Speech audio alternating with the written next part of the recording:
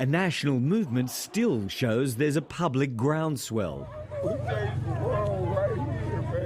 So something might outlast this homicide that's horrid so many. Greg Jennett, ABC News, Minneapolis. The conviction of Derek Chauvin has been felt deeply by families across the world.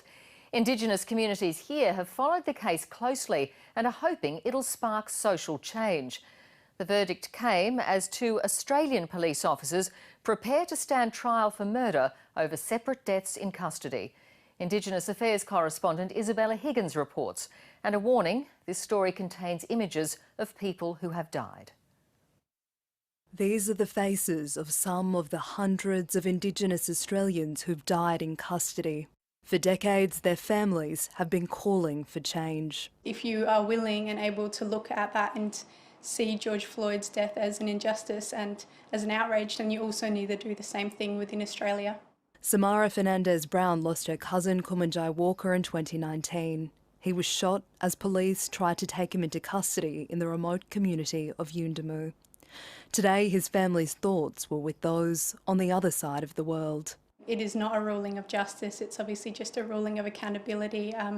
There was so much evidence to prove that he was guilty. Her cousin's case is one of two Australian deaths in custody where police officers are facing murder charges.